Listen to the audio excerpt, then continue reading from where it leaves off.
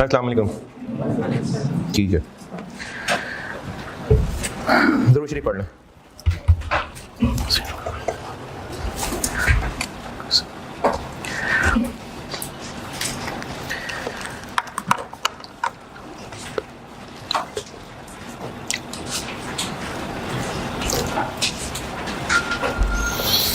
एक सवाल दिया था,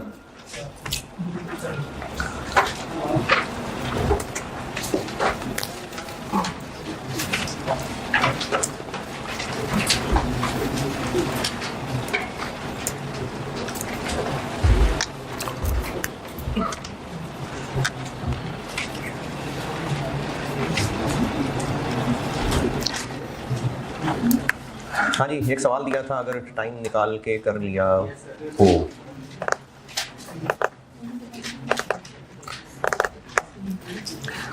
प्रैक्टिस क्वेश्चन में था और बुक में देखेंगे तो प्रैक्टिस क्वेश्चंस। अच्छा, जिन्होंने अभी ज्वाइन किया है, बुक के ना एक दफ़ा इंडेक्स को देख के समझ लें उसके स्ट्रक्चर।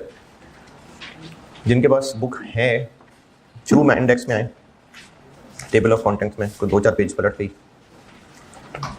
इस पर नंबरिंग को समझ लें। मैंने नंबरिंग इसलिए की है, इसमें ना फिर बाद में पेजेस ऐड करना आसान होगा। तो मैंने हर चैप्टर के 3 टुकड़े किए हैं। एक उसकी अंग्रेजी है जो पढ़ाना है, उसमें उसकी नंबरिंग देख लें, आगे सीरीज़ के हिसाब से चलेगी। फिर प्रैक्टिस क्वेश्चन है जिसको मतलब चैप्टर का नंबर, पॉइंट, उस सेक्शन का नंबर और आगे पेज नंबर, और फिर आई क्या के पास चैप्टर है। ये मैंने हर चैप्टर को इस तरह से 3-3 टुकड़ों में तोड़ा हुआ है। तो IS 36 शुरू किया मैंने, चैप्टर 1 कहा हुआ है इसको, और जो उसमें अंग्रेजी है सारी वो 1.1 समथिंग पेजेस चल रहे होंगे, और जो प्रैक्टिस क्वेश्चन है 1.2 समथिंग पेजेस चल रहे होंगे। तो इस लिहाज से फिर आप उस पर पहुँच जाएँ। पहला क्वेश्चन मैंने दिया था, और अगर किसी को नहीं भी मौका मिला तो पहले शर्म करें, फिर सवाल की शक्ल दोबारा देख लें। 2019 के एंड पे खड़े हैं, नहीं 18 के एंड पे। जिन्होंने नहीं किया वो अब देख लें। सवाल मैं करता हूँ डिस्कस। प्रैक्टिस क्वेश्चन में क्वेश्चन नंबर 1, अगर जल्दी से पढ़ लें सवाल तो मैं एक क्विक रिव्यू दे दूं उसका।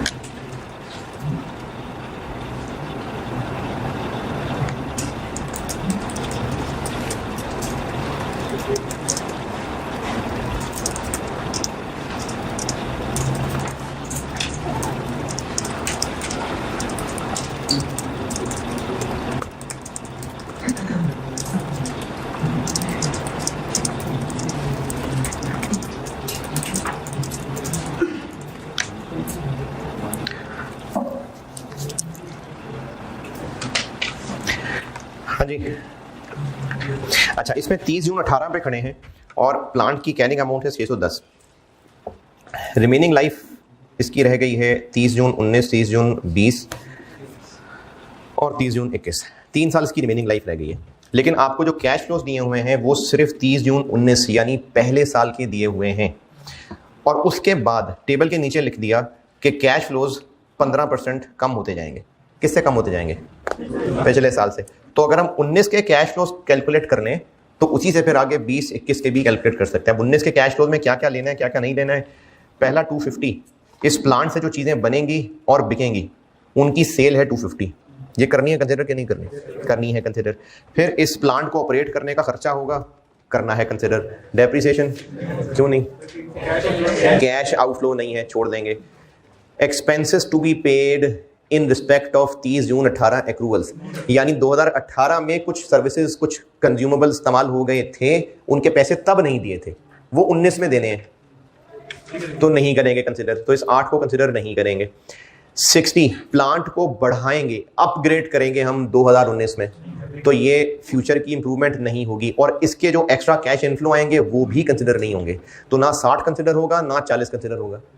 इंटरेस्ट ऑन लोन, क्योंकि फाइनेंसिंग कैश फ्लो मना किया है, इंटरेस्ट ऑन लोन नहीं होगा। मेंटेनेंस कॉस्ट, प्लांट मेंटेन होगा, बिल्कुल आएगा। टैक्स पेमेंट्स ऑन प्रॉफिट यानी इनकम टैक्स, ये नहीं होगा कंसिडर। तो इन कैश फ्लो से निकलेंगे 2019 के कैश फ्लोज, उसी को 15% कम करके, उसी को 15% कम करके, तो फिर 20 और 21 आ जाएंगे। ये कैश फ्लोज हैं, और डिस्काउंट रेट दिया हुआ है सवाल में 9%। इससे निकलेगी वैल्यू इन यूज़। तो अगर किसी ने किया है और इसमें कुछ पूछना है तो बताएं जी। जैसे वो लॉन्ग टर्म की मेकिंग में होता था इन्फ्लेशन वाली बात, इसमें भी ऐसा होगा? ये जो 570 100, हाँ जी, अगर इसमें कहीं इन्फ्लेशन वाली बात कही होती तो इसको भी इन्फ्लेट करते।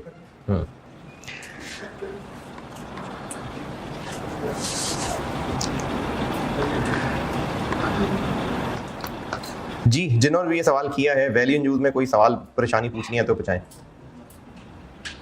अच्छा, ये ज़बानी सवाल नहीं हुआ करेंगे, ये तो वैसे ही कैफ की ऐसी ताजगी के लिए था, तो इसलिए ज़बानी देखने को कहा था, वरना तो मैं सवाल बोर्ड पे किया करूँगा जो न्यूमेरिकल लिखने वाले सवाल होंगे।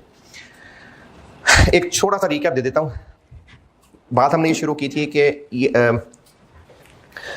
जिन एसेट्स पे इम्पेयरमेंट टेस्टिंग, जिन पे इम्पेयरमेंट वाला आईएस लगता है, मेनली उसके अंदर पीपीई, इंटेंजिबल एसेट्स और वो इन्वेस्टमेंट प्रॉपर्टी जो कॉस्ट मॉडल पे है, उस पे ही आईएस लग रहा है। इनमें से 3 गुडविल, वो इंटेंजिबल एसेट्स जो अभी अवेलेबल फॉर यूज़ नहीं है, और वो जिनकी लाइफ इंडेफिनिट है। इंडेफिनिट लाइफ का मतलब है कि बस चलते हैं तो चलते ही चले जाएंगे। इनके लिए इम्पेयरमेंट टेस्टिंग हर साल लाजमी है, और बाकियों के लिए जब ज़रूरत हो। इसमें ऑनलाइन में एक बच्चे ने सवाल पूछा था, आप लोगों से भी शेयर कर लेता हूँ, कि अगर साल के दौरान कहीं इंडिकेशन आ गई तो इम्पेयरमेंट टेस्टिंग करेंगे? हाँ करेंगे। यानी अगर डॉक्टर ने कहा हुआ यार हर महीने के एंड पे चेकअप करा लिया करना, तो इसका मतलब ये नहीं कि हर महीने के एंड पे टेस्ट कराना है। अगर उससे पहले मुंह में खून आने लग गया है तो टेस्ट कराएं फौरन, महीने एंड का नहीं इंतजार करना।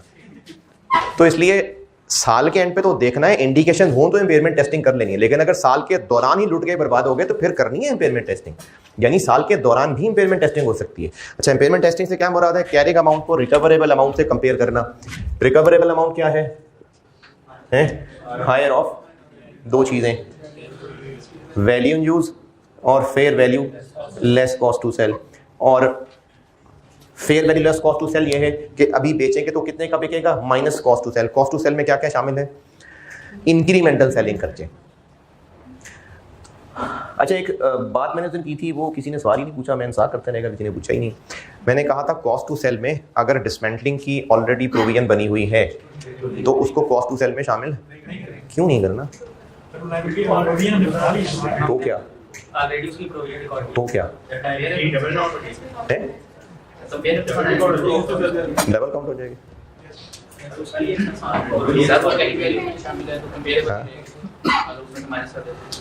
कंपेरेबल नहीं रहेगी। हाँ जी, इंक्रीमेंटल तो है, प्लांट बेचेंगे तो उखाड़ेंगे। अच्छा, हाँ ये भी ठीक है। ऐसी नॉलेज के लिए बता रहा हूँ, एक प्लांट खरीदा 100 का और इंस्टॉल कर लिया, तो गवर्नमेंट से वादा किया हुआ है कि 20 साल बाद जगह खाली करके जाएंगे, तो डिसमेंटलिंग की प्रोविजन बनेगी। Plant debit, provision credit. Let's say कि वो 10 मिलियन है, तो उसको डिसमेंटलिंग की वैल्यू को इसमें ऐड कर दिया, प्लांट टोटल हो गया 110 का।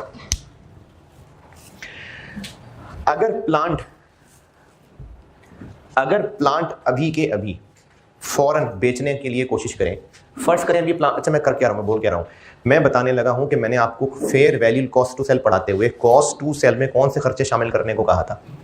इंक्रीमेंटल, जो खर्चा करेंगे तो एसेट बिकेगा, यानी जो बेचने का खर्चा है उसमें एसेट को उखाड़ना भी शामिल था। लेकिन अगर एसेट को उखाड़ने की ऑलरेडी प्रोविजन फॉर डिस्मेंटलिंग बनी हुई है तो फिर क्या कहा था? फिर उसको कॉस्ट टू सेल नहीं मानना।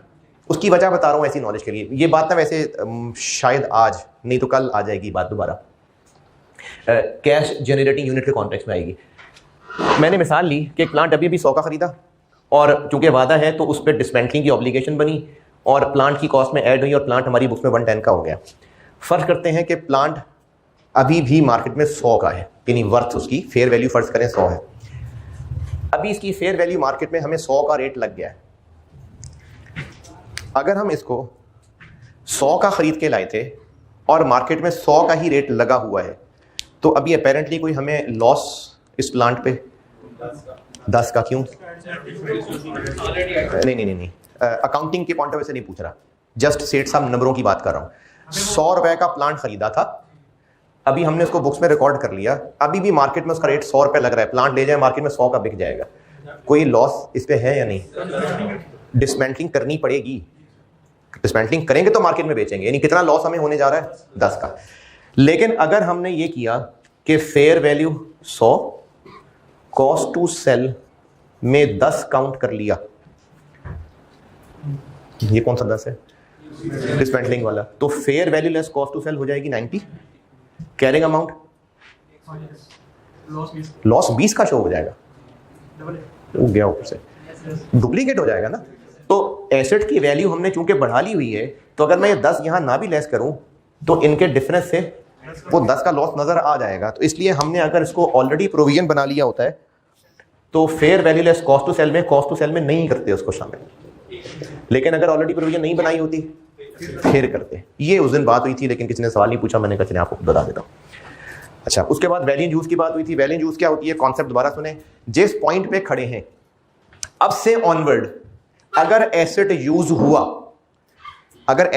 हुआ तो क्या क्या कैश फ्लो जनरेट होगा नेट, इसकी पीवी वैल्यू यूज होती है। अगर यूज हुआ तो, और इसके लिए डिस्काउंटिंग की जाती है, उसका आंसर जो प्रेजेंट वैल्यू निकलती है वो वैल्यू यूज है।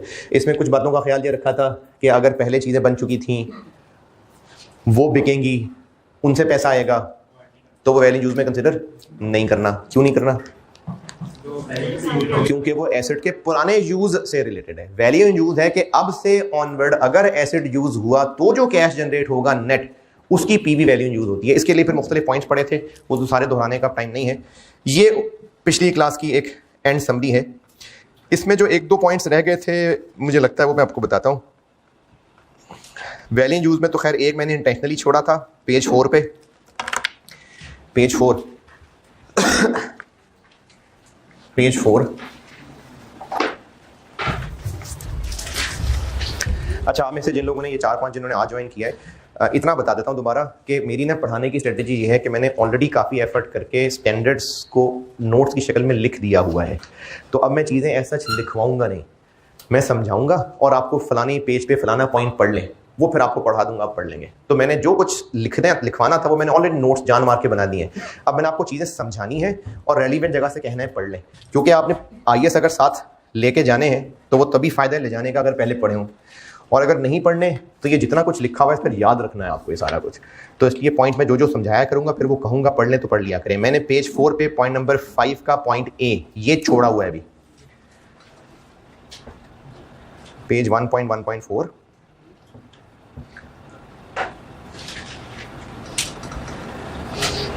पॉइंट 5 का A, ये भी नहीं पढ़ाया, जाग रहे हैं? मैंने ये नहीं पढ़ाया अभी। उसके अलावा मैंने कैश फ्लोज वाली चीज़ें मुझे लगता है मैंने पूरी कर दी थी। कैश फ्लो मैंने फॉरेन करेंसी भी बता दिया, 7 भी हो गया था। एक सवाल में ले आऊँगा 7 को, बहरहाल ठीक है। वैल्यू यूज मैंने ये बता दिया वैसा सारा। पेज 1.1.4 पे हूँ, डिस्काउंट रेट पे आते हैं। ये जो डिस्काउंट रेट है ना, ये वैसे तो BFD लेवल की चीज़ है कि डिस्काउंट रेट में रिस्क कवर होता है नहीं होता है।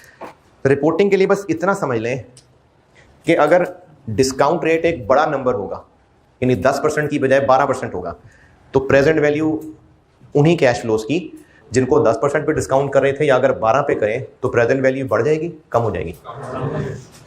Same cash flows discount rate बढ़ा देने से प्रेजेंट वैल्यू कम हो जाएगी ना। रिपोर्टिंग के लिए इतना काफी है। चूंकि कैश फ्लोज हमने जो लिए हुए हैं वो इनकम टैक्स माइनस करने के बाद है या इनकम टैक्स इग्नोर किया हुआ है, तो इसलिए जो डिस्काउंट रेट इस्तेमाल होगा वो भी इनकम टैक्स के बगैर वाला ही होगा। अब ये इनकम टैक्स वाला रेट क्या होता है, प्री टैक्स, पोस्ट टैक्स, ये बीएफडी में पढ़ेंगे आप। अगर रिसेंटली को पढ़ के आया, एमएफए नाम का एक पेपर है उसमें उसने पढ़ लिया होगा, लेकिन जो पुरानी कॉम बैठी हुई है, प्री टैक्स पोस्ट टैक्स होता है कुछ, बीएफडी वाली चीज़ है। रिपोर्टिंग के लिए इसमें कोई खास चीज़ नहीं है, तो इसलिए इसका जवाब बीएफडी में मिलेगा। अभी इतना काफ़ी है रिपोर्टिंग में कि आपने जो डिस्काउंट रेट यूज़ करना है, अगर प्री टैक्स रेट भी दिया हो और पोस्ट टैक्स रेट भी दिया हो तो आप लोग यूज करेंगे प्री टैक्स रेट, कि कैश फ्लोज भी इनकम टैक्स से पहले पहले वाले हैं, तो प्री टैक्स रेट यूज करेंगे। और अगर एसेट के कैश फ्लोज, एक ट्रांसपोर्ट कंपनी उसकी एक रूट पे बसेस चलती हैं, बड़ा मशहूर रश वाला रूट है, लाहौर इस्लामाबाद बहुत रश है।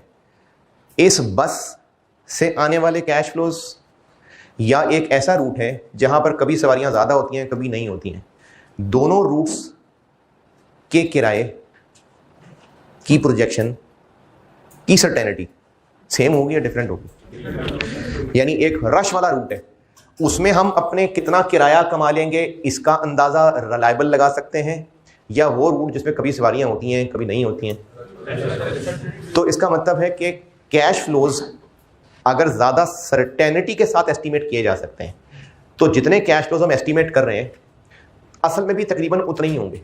इसका मतलब है हमारे एस्टीमेट्स में रिस्क कम है। रिस्क मतलब जो सोचा वैसा ना हो, लेकिन अगर हम अंदाजे लगा रहे हैं उस रूट के बारे में किराया कमाने के लिए जिसमें पता नहीं हो सकता है सवारियां हो सकता है ना हो, तो हमारा अंदाजा सही निकलेगा, इसमें रिस्क ज़्यादा है। तो कैश फ्लोज में जितना ज़्यादा रिस्क होगा डिस्काउंट रेट उतना ही तगड़ा होना चाहिए, डिस्काउंट रेट उतना ही ज़्यादा होना चाहिए। ये मैंने आपको जो बातें बताई हैं, ये पेज 1.1.4 के एंड पे जो 2 पॉइंट्स हैं वो दोनों बता दिए। दूसरी बात रिपीट करता हूँ, क्रिकेट की मिसाल से बताता हूँ। बाबर आजम क्रिकेट मैच में जब जाएगा ग्राउंड पे, ये अंदाज़ा लगाना कि वो 70-80 स्कोर करेगा, 100 कर लेगा, ये अंदाज़ा लगा लिया। ये अंदाज़ा ज़्यादा रिलायबल है या शाहिद अफरीदी क्रीज पे जाएगा और 70-80 करेगा, ये अंदाज़ा ज़्यादा रिलायबल है ना? तो शाहिद अफरीदी वाला इतना रिलायबल नहीं है ना, हो सकता है 0 पे आउट हो गया आ जाए। तो इस अंदाजे में, बाबर आजम वाले अंदाजे में रिस्क कम है, जो सोचा है वैसा ही होगा, ये रिस्क कम है। लेकिन अगर जो अंदाज़ा लगाया जा रहा है होना है वैसा क्या नहीं होना, पता नहीं, चांसेस बड़े कम है, इसको कहते हैं रिस्क ज़्यादा है। तो जो एसेट के कैश फ्लोज फ्यूचर हम सोच रहे हैं, रिस्की का मतलब होगा पता नहीं ऐसा होना भी है कि नहीं होना, अंदाजा तो लगा रहे हैं लेकिन पता नहीं इतनी सेल होनी है कि नहीं होनी, तो ये कैश फ्लोज में ज़्यादा रिस्क है। तो फिर डिस्काउंट रेट भी ज़्यादा वाला होना चाहिए, यानी 15 नहीं 20% रख लें। तो डिस्काउंट रेट ऐसा होना चाहिए जिसमें एसेट के रिस्क कवर्ड हो, आपको गिवन होगा। हाँ, अगर रिस्क ज़्यादा है, अनसर्टेनिटी ज़्यादा, तो डिस्काउंट रेट ज़्यादा होता है। ये बीएफडी में सीखेंगे इस तरह की चीज़ें। ये मैंने आपको पॉइंट आखिर में जो दोनों हैं उनकी एक समरी बताई है।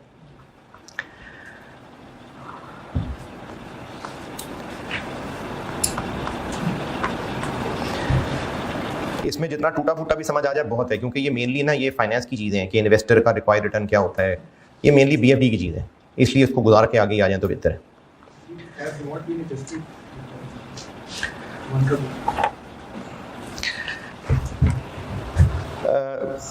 चलो नॉलेज के लिए बता देता हूँ। अगर हमारा अंदाज़ा है कि तीसरे साल का कैश फ्लो, ये स्टूडेंट ने पूछा है पेज 4 के पॉइंट नंबर 1 का बी, तीसरे साल का अंदाज़ा है कि कैश फ्लोज 750 मिलियन होंगे, नहीं पता नहीं इतने होंगे कि नहीं होंगे, चलो 600 कर लेते हैं, नहीं यार ये भी बहुत ज़्यादा है, चलो 400। ये जो अंदाज़ा हमारा गलत हो सकता था, इसकी जगह ये कर देना, क्या किया हमने, कैश फ्लोज को एडजस्ट कर लिया। अब डिस्काउंट रेट ना बढ़ा देना, अब ना डिस्काउंट रेट बढ़ा देना, कैश फ्लोज को जो एडजस्ट कर लिया। लेकिन अगर कैश फ्लोज इतने ही जाने दें तो फिर डिस्काउंट रेट बढ़ा लेना। ये मतलब है कि अगर आप कैश फ्लोज पहले ही बहुत मोहतात लगा चुके हैं, फिर डिस्काउंट रेट बिला वजह बढ़ाएं। The risk specific to the asset for which the future cash flow estimate have not been adjusted, फिर डिस्काउंट रेट में इस चीज़ का मार्जिन रख लें। लेकिन अगर कैश फ्लोज को ही ऑलरेडी एडजस्ट कर लिया फिर रहने दें डिस्काउंट रेट।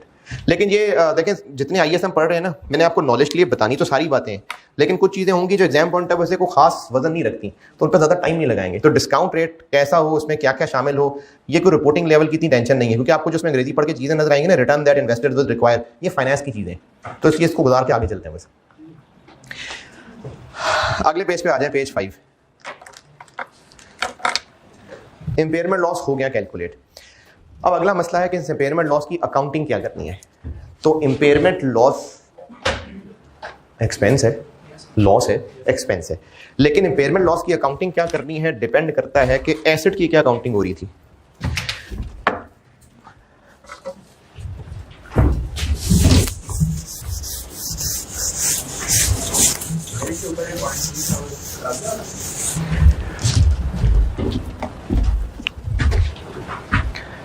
ये भी मेनली बीएफडी की चीज थी कि डिस्काउंट रेट ना एक भी हो सकता है और हर साल का अलग अलग भी हो सकता है,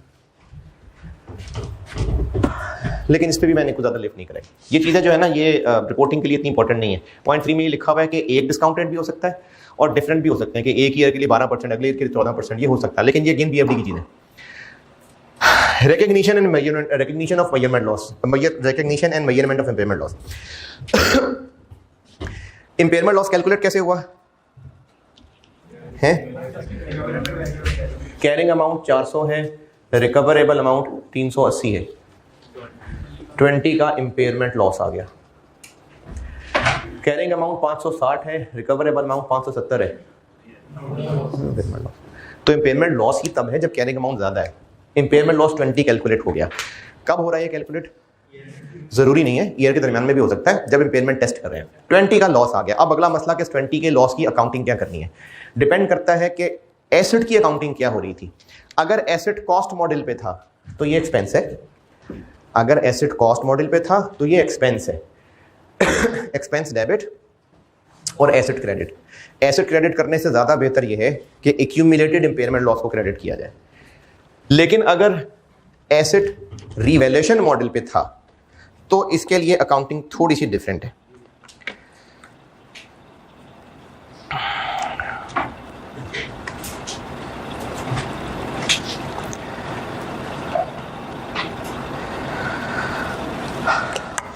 अब वो बाद में बताता हूं, एक सवाल लिखें।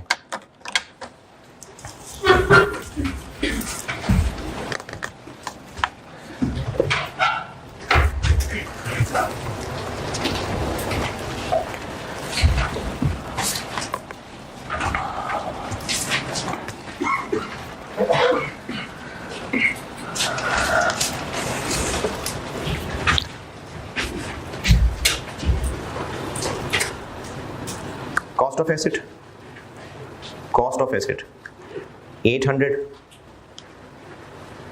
cost of asset 800,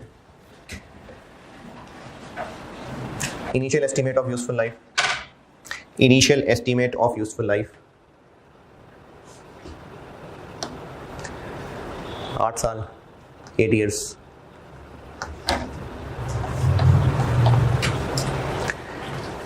at end of year 3, at end of year 3, value in use of asset, at end of year 3, 3 साल गुजरने के बाद value in use of asset was determined at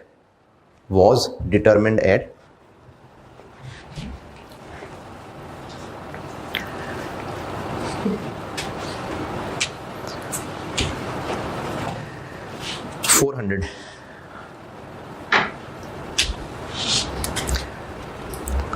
आपसे रिक्वायर्ड है ईयर 3 के एंड पे impairment loss और year 4 की डेप्रिसिएशन। ईयर 3 के एंड पे इम्पेयरमेंट लॉस कितना होगा और ईयर 4 की डेप्रिसिएशन क्या होगी।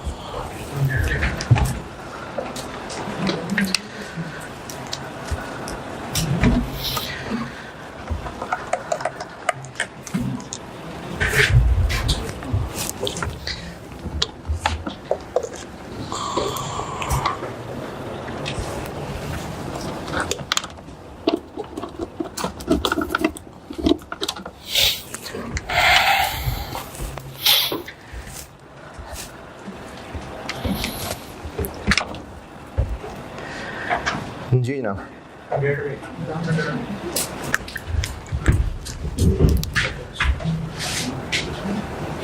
कॉस्ट थी इसकी 800, 8 साल लाइफ थी, 3 साल गुजर गए, कैरिंग अमाउंट रहेगी 500, वैल्यू इन यूज तो 100 का हो गया इम्पेयरमेंट लॉस। जब एसेट को हमने इम्पेयर कर दिया तो इम्पेयरमेंट लॉस चार्ज करने से एसेट अब भी 500 पे आता रहेगा या कम होकर 400 पे चला जाएगा?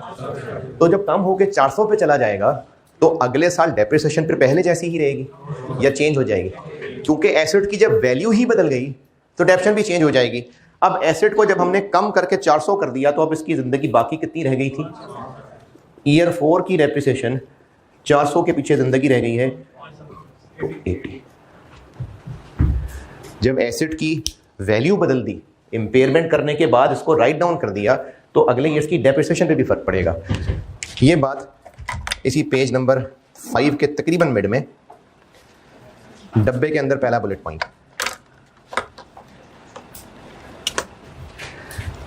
इंपेयरमेंट लॉस की अकाउंटिंग पहले देख लें। लेफ्ट वाला कॉलम बताया है आपको, लेफ्ट वाला, राइट वाला नहीं बताया अभी।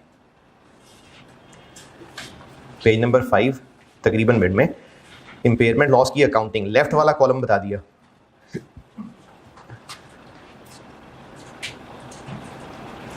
जागते रहना यार, पढ़ना भी है। लेफ्ट वाला कॉलम बता दिया मैंने, फिर उसके नीचे जो डब्बा है उसमें पहला बुलेट पॉइंट बता दिया मैंने कि इंपेयरमेंट लॉस चार्ज करने के बाद आइंदा जब डेप्रिसिएशन चार्ज होगी तो वो फिर इस रिमेनिंग लाइफ के ऊपर चार्ज होगी। है जी, ठीक है 80। अच्छा, अगर वैल्यू इन यूज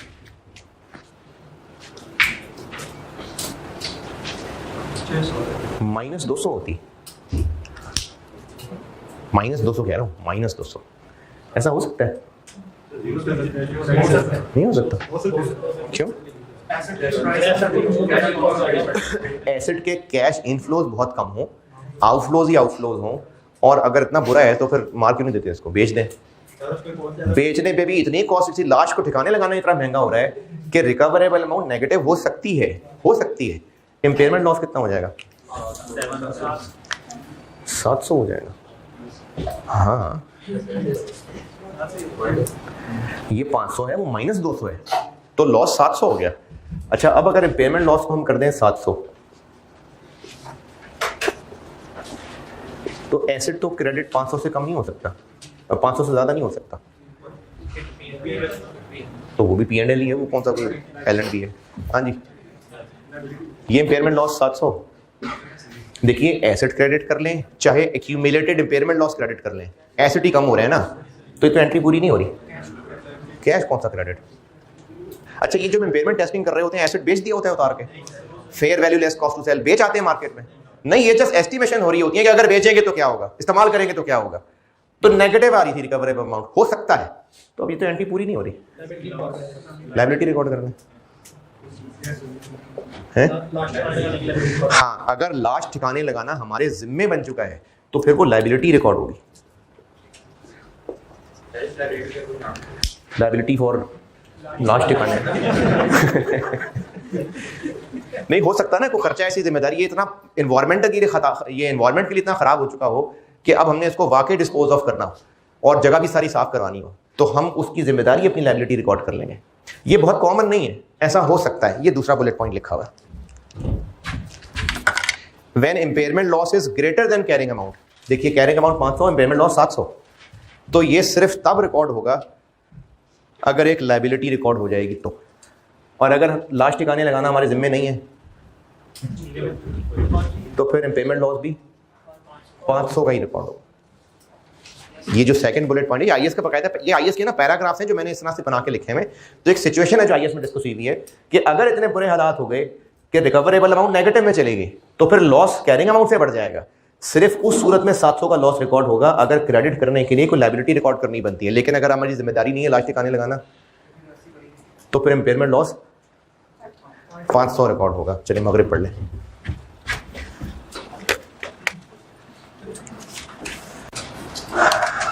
जी बोले। आपने कहा था कि ड्यूरिंग द ईयर इंडिकेटर नजर आ रहा है स्टॉक्स को जो है कर सकते हैं, तो फायदा क्या होगा? मतलब अगर रिपोर्ट जो बैलेंस शीट में रिपोर्ट जो करना है वो तो ईयर एंड पे करना है, तो उस पे दोबारा वैल्यू चेंज करनी है। अच्छा, एक सवाल है कि during the year impairment testing की इंडिकेशन नज़र आई और हमने इम्पेयरमेंट लॉस रिकॉर्ड कर लिया और बैलेंस शीट तो ईयर एंड पे बनानी थी, तो ईयर एंड पे जाके कर लेते आराम से हैं। अच्छा, मेरा डेप्रिसिएशन फॉर द ईयर पे इफेक्ट आ जाएगा, उसकी वजह से डेप्रिसिएशन पे असर आ जाएगा, रिवैल्यूएशन पे फर्क पड़ जाएगा। तो इसलिए अगर ड्यूरिंग द ईयर हमें मसला लग रहा है तो ये एक अलग बात है कि अगर कोई बहुत बड़ा मसला नहीं है तो ईयर एंड पे देखेंगे जाके, लेकिन ईयर के दौरान हो सकती है इम्पेयरमेंट टेस्टिंग। अच्छा, ये जो बीच में मैंने पॉइंट को खास लिफ्ट नहीं कराई ना, देखिए रिपोर्टिंग का सिलेबस है बहुत ज़्यादा सिलेबस है, तो मैं आपको यहाँ पीएचडी कराने तो बैठा नहीं हूँ, हमारे पास इतना टाइम नहीं है कि हम बहुत सारी चीज़ों को बहुत ज़्यादा गहराई में कर सकें। तो जिन पॉइंट्स को मैं ज़्यादा लिफ्ट ना कराऊँ तो रहने देना, अगर उस पर फिर भी किसी ने कुछ पूछना हो तो वो अलग से क्लास के अलग से पूछना है। ये मैंने डिस्काउंट रेट के ज़्यादा पॉइंट नहीं डिस्कस किए, गुजारे हैं बस। तो इसलिए जो एग्जाम पॉइंट है उससे बहुत ज़्यादा नहीं है ना खास, तो सिलेबस भी खत्म करना है ना, तो इसलिए मैंने डिस्काउंट रेट वाले को ज़्यादा लिफ्ट नहीं कराई। अच्छा जी, बात अभी मगरिब से पहले ही बात हो रही थी कि जो लॉस फॉर द ईयर नहीं, जो इम्पेयरमेंट लॉस उस पॉइंट पे निकाल लिया वो एक्सपेंस बन जाएगा और उसके बाद जो ज़िंदगी की रिएक्शन चार्ज होगी वो रिवाइज हो जाएगी। यहाँ तक मैं बात करके भी मगरिब की ब्रेक की थी। अब आइए पहले पेज पे 1.1.1।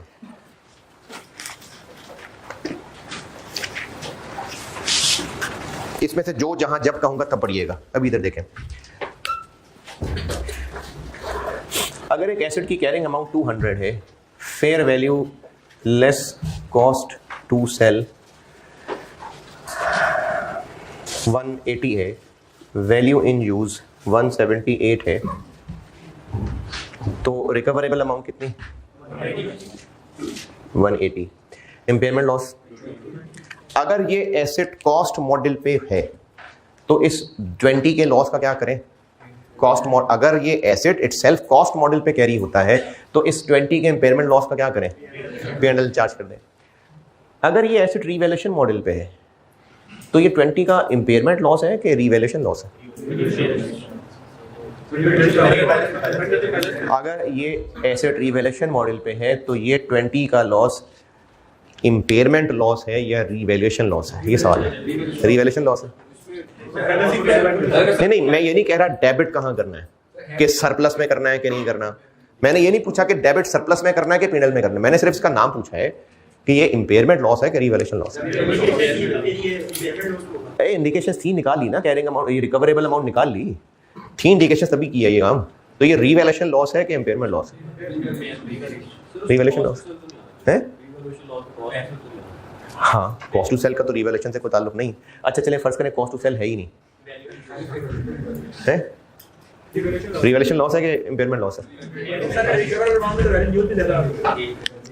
नहीं तो फिर रीवैल्यूएशन लॉस है, इम्पेयरमेंट लॉस है। अच्छा,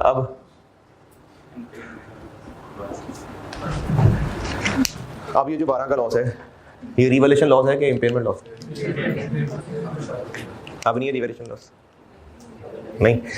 तो मसला ये है कि इतने कंफ्यूजन से बचाने के लिए IAS 36 कह रहा है कि आप अगर एसेट रीवैल्यूएशन मॉडल पे है तो इस चक्कर में पढ़े ही ना कि रीवैल्यूएशन लॉस है कि इम्पेयरमेंट लॉस है, दोनों की अकाउंटिंग सेम कर दी।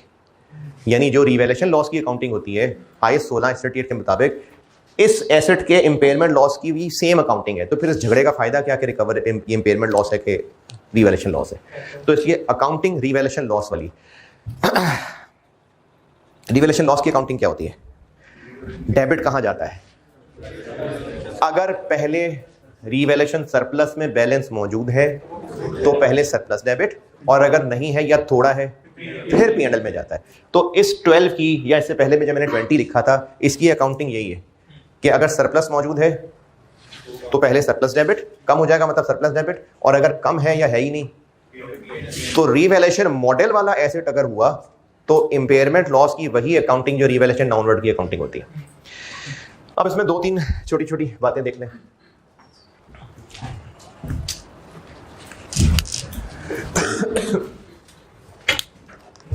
यार टिश्यू होगा? टिश्यू होगा?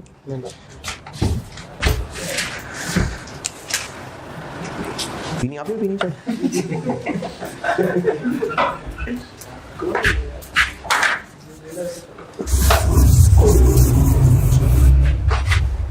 एक दो और चीजें रिवैल्यूएशन से रिलेटेड बताता हूं।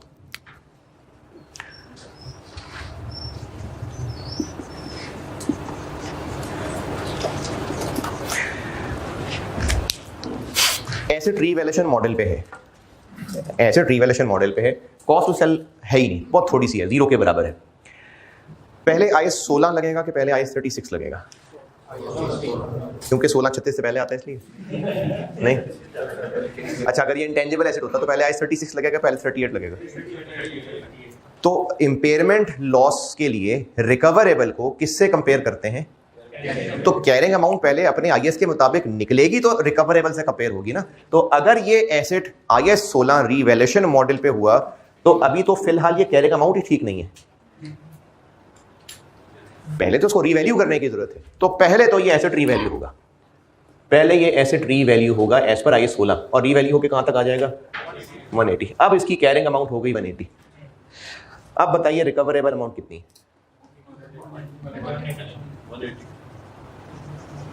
तो इंपेयरमेंट लॉस 0। ये 180, ये वाला 180 है कि ये वाला? ये वाला मैंने क्या किया, मैंने इसको पहले रीवैल्यू किया, क्योंकि रीवैल्यूएशन मॉडल पे है तो पहले रीवैल्यू तो करें ना। पहले इसको रीवैल्यू किया, रीवैल्यू देखिए पहले कैरिंग अमाउंट निकलेगी तो वो रिकवरेबल अमाउंट से कंपेयर होगी। तो IAS 16 कहता है कि अगर कैरिंग अमाउंट फेयर वैल्यू से डिफरेंट है तो पहले रीवैल्यू करें, पहले ये रीवैल्यू होगा। अब ये IAS 16 सही बात मान गया, अब इसके बाद इसको रिकवरेबल अमाउंट से कंपेयर करना। तो मेरा सवाल ये है कि ये वाला 180 ये है या ये है? Fair value. हमने IAS 16 में फेयर वैल्यू पे रीवैल्यू करना है, fair value less cost to sell पे नहीं करना। और रिकवरेबल इन दोनों में से जो ज्यादा थी वो रिकवरेबल लॉस कोई नहीं है। अच्छा, वैल्यूज में थोड़ी सी बदलता हूं, इसको कर देता हूं 186। मैंने इसको 186 कर दिया तो रिकवरेबल अमाउंट 186, तो इंपेयरमेंट लॉस कोई नहीं। अच्छा जी, और बदलता हूं, फेयर वैल्यू कर देता हूं मैं अब 194, कॉस्ट टू सेल कोई नहीं है। तो पहले तो एसेट रीवैल्यू होगा और रिवाइज यानी रीवैल्यू होके पहले तो 194 तक पहुंचेगा।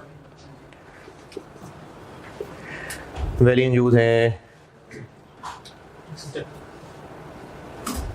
190, तो रिकवरेबल अमाउंट है जी 194, इंपेयरमेंट लॉस कोई नहीं। जो मर्जी आप वैल्यू बदल के दे दें, कॉस्ट टू सेल 0 रखी हुई मैंने, इंपेयरमेंट लॉस नहीं आएगा। ठीक है, चलो क्यों नहीं आ रहा, क्या जादू हो रहा है? मेरा सवाल ये है कि कॉस्ट टू सेल 0 है, मैं इतनी सारी वैल्यूज बदली हैं, इंपेयरमेंट 3 मिसालें ली हैं मैंने, इंपेयरमेंट लॉस नहीं आ रहा। इसलिए नहीं हो रहा कि जब हम एसेट को रीवैल्यू करके फेयर वैल्यू तक ले आते हैं, कॉस्ट टू सेल चूंकि नहीं है इसलिए रिकवरेबल अमाउंट या तो यही होगी या इससे ज्यादा होगी। जब हम इसको रीवैल्यू करके जहां तक पहुंच गए, चूंकि कॉस्ट टू सेल नहीं है तो या तो fair value less cost to sell जो कि यही होनी है, नहीं सॉरी, जब हम रीवैल्यू करके इसको 180 तक ले आए, अब या तो रिकवरेबल अमाउंट इतनी होनी है या इससे ज्यादा होनी है, क्योंकि अगर वैल्यू यूज से कम हुई तो ये रिकवरेबल हो जाएगी और अगर वैल्यू यूज से ज्यादा हुई तो रिकवरेबल और ज्यादा हो जाएगी। तो इंपेयरमेंट लॉस, इसका कंक्लूजन ये है कि अगर कॉस्ट टू सेल नहीं है तो एसेट को रीवैल्यू करें और बस IAS 36 की जरूरत ही नहीं। अगर कॉस्ट टू सेल नहीं है तो बस रीवैल्यू करें, IAS 36 की जरूरत ही नहीं पड़ रही। ये मैंने पहले पेज पे जो तकरीबन दरमियान में एक डब्बा बनाया हुआ है उसमें से पहले 2 पॉइंट पढ़ लें। 1.1.1 पेज तकरीबन दरमियान में एक बॉक्स बनाया है, इसमें से पहले 2 पॉइंट्स पढ़ लें।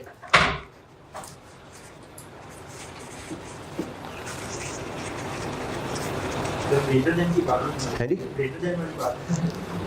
अच्छा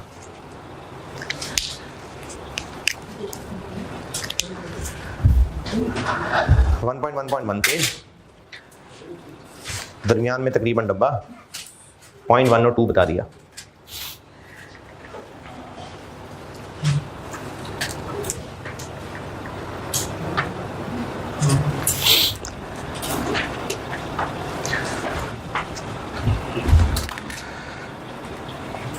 छोटे छोटे से पॉइंट है यार।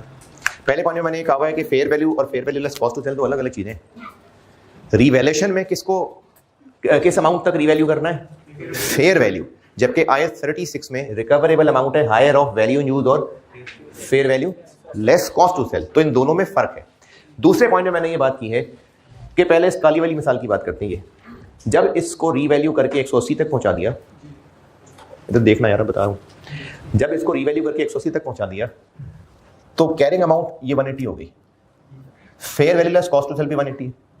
अब अगर वैल्यू इन यूज इससे कम हुई तो ये रिकवरेबल है, वैल्यू इन यूज इससे ज्यादा हुई तो फिर ये रिकवरेबल है। यानी रिकवरेबल अमाउंट कैरिंग अमाउंट से कम नहीं होगी, या उतनी ही होगी या ज्यादा होगी, ये लिखा हुआ। क्यों ऐसा होगा? क्योंकि हम इसको रीवैल्यू करके यहां तक तो ले ही आएंगे। इस 200 को मैं रीवैल्यू करके 194 तक ले आया, कैरिंग अमाउंट 194 हो गई। क्यों हो गई 194? रीवैल्यू कर दिया। अब या तो रिकवरेबल अमाउंट इतनी ही होगी या इससे ज्यादा होगी। ज्यादा क्यों होगी?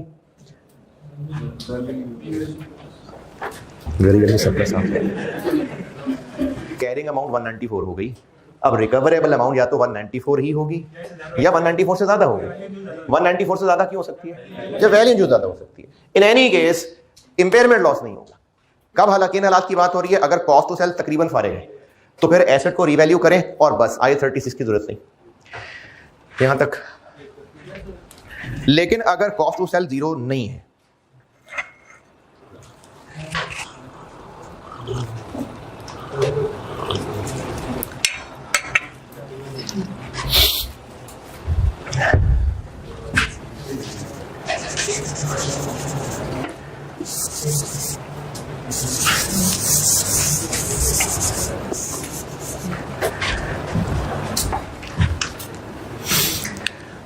कैरिंग अमाउंट है 100, फेयर वैल्यू है 95, कॉस्ट टू सेल है 3।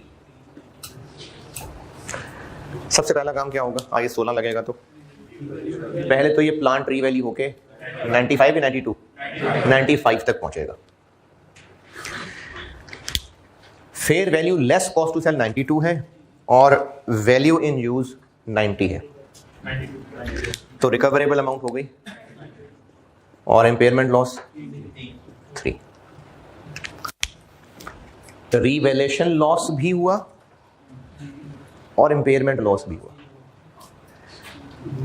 अकाउंटिंग दोनों की सेम होनी है, अकाउंटिंग दोनों की सेम करने लगा हूं मैं। लेकिन ये जो पहले 100 से 95 तक आना था, ये क्या था? ये as per IS 16 revaluation loss था। अब ये जो मजीद 3 का लॉस है, ये इंपेयरमेंट लॉस है, क्योंकि ये तो टिपिकली आईएस 36 की वजह से हुआ है, ये इंपेयरमेंट लॉस है।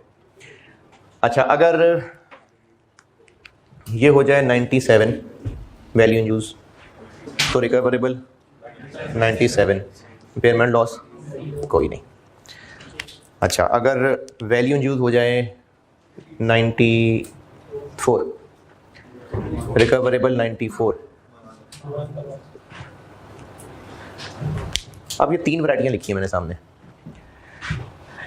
एक में लॉस नहीं है, बाकियों में है।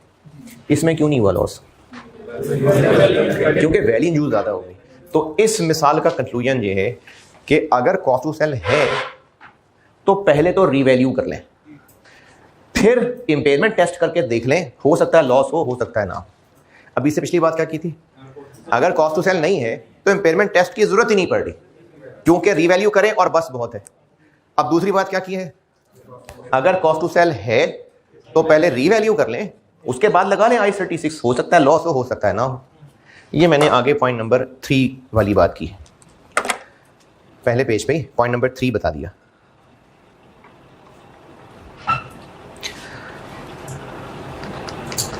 सर इसमें इंपेयरमेंट लॉस बहुत ज्यादा नहीं है। हाँ जी, अब इसमें क्या हो रहा है कि इंपेयरमेंट लॉस आपको 3 से ज्यादा नजर नहीं आएगा, 3 से ज्यादा नहीं आएगा। 3 होगा या उससे कम होगा, 3 से ज्यादा नहीं होगा। ये मैंने पहले पेज पे जो डब्बा बना हुआ है उसमें से पॉइंट नंबर 3 बता दिया कि पहले फेयर वैल्यू पे रीवैल्यू होगा, उसके बाद जरूरत पड़ी तो इंपेयरमेंट कर लेंगे, करनी हुई तो।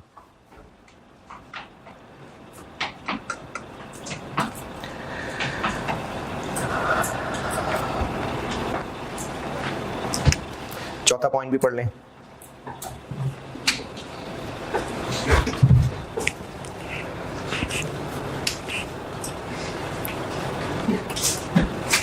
अगर फेयर वैल्यू नहीं पता तो रीवैल्यू करेंगे, रीवैल्यू करेंगे। अगर फेयर वैल्यू नहीं पता लग पा रही तो रीवैल्यू नहीं करेंगे, पता होती तो रीवैल्यू करते। लेकिन IAS 36 का काम चल जाएगा। क्यों चल जाएगा? कि वैल्यू यूज से काम चल जाएगा। अब चूंकि इनमें ना आपस में गुचमुच सी है, मतलब ये जो लॉस है ये रिवैल्यूएशन लॉस है कि इम्पेयरमेंट लॉस है, इसलिए IAS ने इसकी अकाउंटिंग वही रखी है। पेज 5 पे आ जाएं अब। और अब ये राइट वाला कॉलम बता दिया आपको, पेज 5। अब आपको मैंने राइट वाला कॉलम बता दिया कि अगर एसेट रिवैल्यूएशन मॉडल पे हुआ तो इम्पेयरमेंट लॉस, यानी अभी जो 5 मिनट पहले 5 के लॉस की अकाउंटिंग की थी वही इस 3 की भी होगी। इम्पेयरमेंट लॉस की भी वैसी ही वही अकाउंटिंग होगी जो रिवैल्यूएशन डाउनवर्ड की होती। ये IAS 36 ने उलझाया नहीं है और कहा कि अगर एसेट रिवैल्यूएशन मॉडल पे है तो चाहे आप उसका रिवैल्यूएशन लॉस अकाउंट फॉर करने लगे, चाहे इम्पेयरमेंट लॉस अकाउंट फॉर करने लगे, अकाउंटिंग सेम रखें, फर्क ना रखें, वरना घूम जाएंगे। ये हो गई इम्पेयरमेंट लॉस की अकाउंटिंग।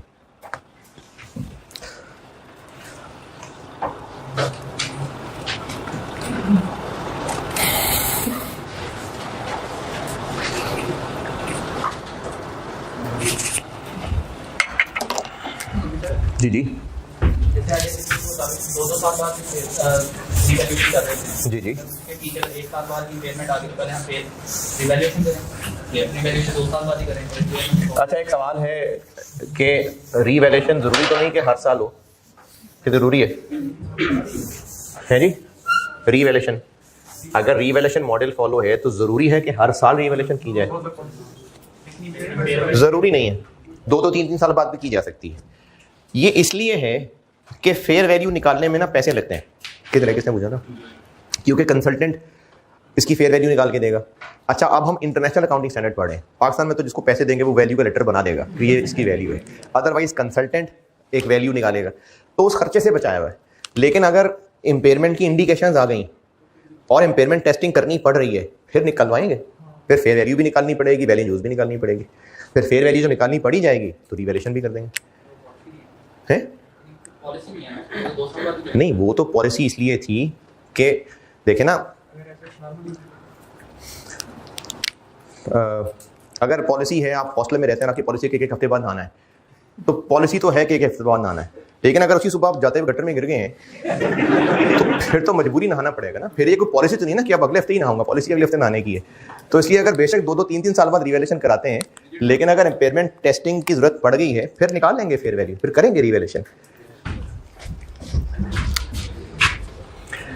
एक बिजनेस का एक हेड ऑफिस है। इसमें मुझे ट्रांसपोर्ट बिजनेस की मिसाल आसान लगती है समझाने में, फिर ट्रांसपोर्ट से ही समझाता हूँ। एक बिजनेस है, उसका एक हेड ऑफिस है, कराची में चले। क्या वो तो एक्सपेंस ही है ना, तो एक्सपेंस फेयर वैल्यू लगवाने पे जो खर्चा आएगा वो तो एक्सपेंस ही है, वो तो कैश क्रेडिट हो रहा होगा ना।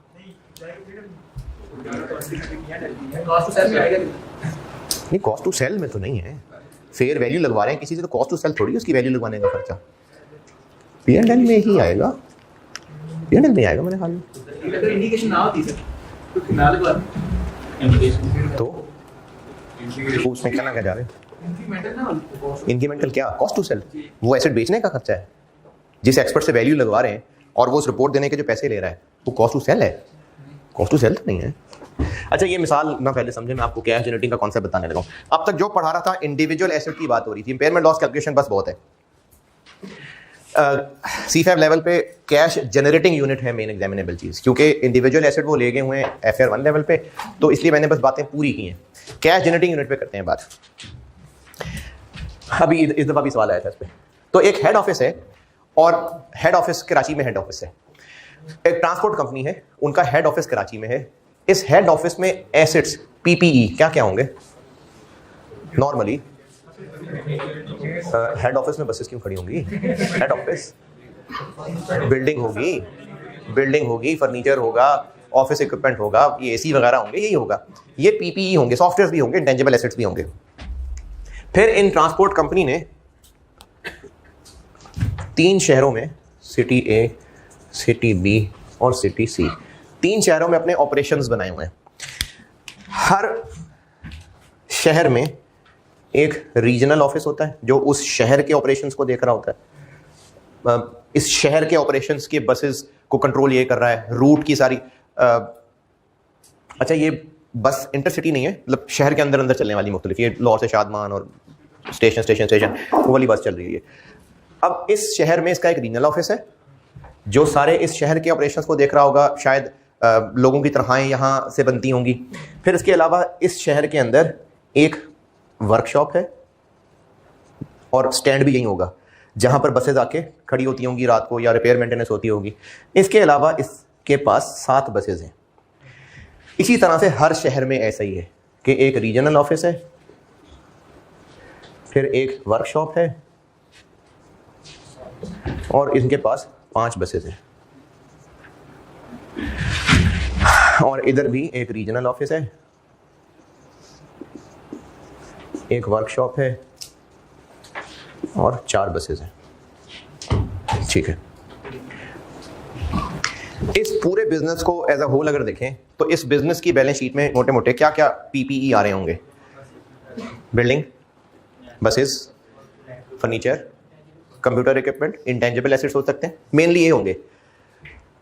जब ये सब एसेट्स अलग अलग क्लासेस हैं तो इनके ऊपर IS 36 लगेगा, हर एक के ऊपर, इनफैक्ट हर एसेट पे अलग अलग लगेगा, हर क्लास नहीं, हर एसेट पे। अगर ये 5 और 7 और 12 और 4 16 बसेज है तो 16 बसेज में से हर एक पे अलग अलग लगना है IS 36। अगर एक बस की एक्सीडेंट हो गया है तो उस बस की अलग से होगी इंपेयरमेंट टेस्टिंग, मरम्मत पट्टी अलग, लेकिन इंपेयरमेंट टेस्टिंग होगी। तो हर एसेट पे लगता है IS 36।